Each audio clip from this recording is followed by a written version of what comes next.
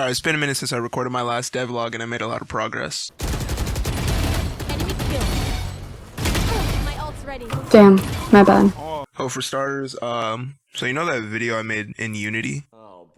Well, I switched over to Unreal Engine 5 now. I've been enlightened. I feel like with this engine I can express a lot more creativity and there's a lot more flexibility, as well as the blueprint system. That helps a lot. But let me go over what I've been doing for about a month now. Besides doing nothing game related,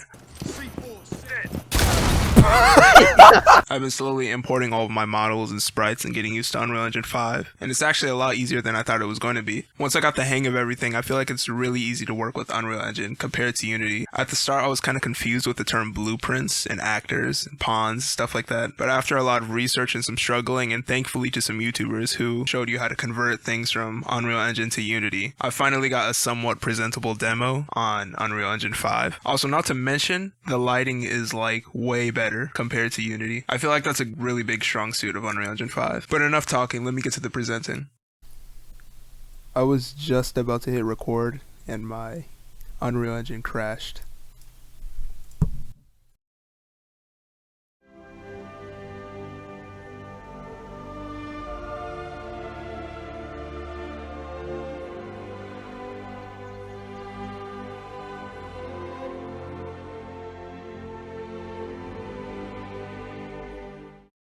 Well, there's that. Don't really know where to go from here right now. Well, you see the quality is like a lot better, so that's pretty cool. That's a big reason why I swapped over, but once I swapped over, I noticed there was a lot of tools and features in Unreal Engine 5 compared to Unity that are really useful for development and small indie devs like myself. For example, in Unreal Engine 5.2, I think there's something called procedural tools that allow you to generate your own custom tools that you can use for developing your levels. For example, if you wanted to make a tool and place on the wall that could create a vine, you can do that with custom tools. Also, they use blueprints, so that's really useful. I also really want to add displacement. Now, I'm kind of struggling on adding displacement, but if you don't know what displacement is, I'm not gonna lie, I don't even know how to define displacement.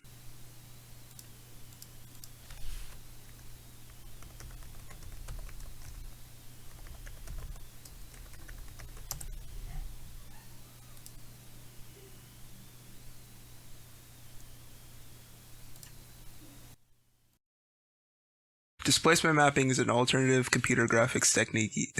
Displacement mapping is an alternative computer graphics technique in contrast to bump, normal, and parallax mapping, using a texture or height map to cause an effect where the actual geometric position of the points over the textured surface are displaced. That definition is kind of hard to understand if you're not into this field. To be honest, I'm not really into it myself. But basically imagine a flat wall and it has a brick wall texture on it. And the bricks on that wall are normally flat because it's a texture. But with a displacement map on your texture, you can extrude the white parts of the displacement map texture. In this case, for the brick displacement texture, I'd be using white parts on the actual bricks themselves and darker spots on the crevices of the texture. With this texture, you would multiply it by its forward vector and then multiply that by the strength of the displacement. Then you would feed it into the world position offset. Then you would achieve this look. But there's one problem I'm currently facing. The edges aren't connecting. I'll fix that in the future though. But that's enough of displacement.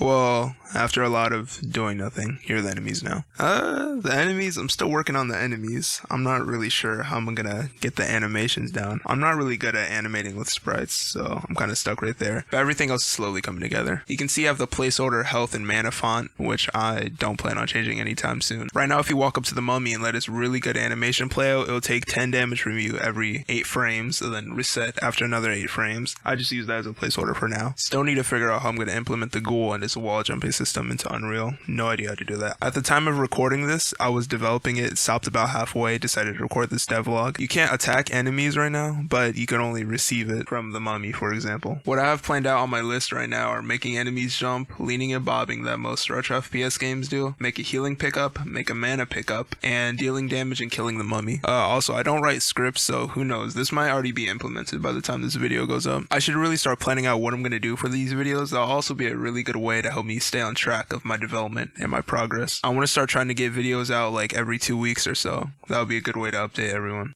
Well, I mean, that's pretty much about it. I'll start making longer videos in the future, I guess. I don't know. I was going to record an outro, but I don't feel like doing that. Goodbye.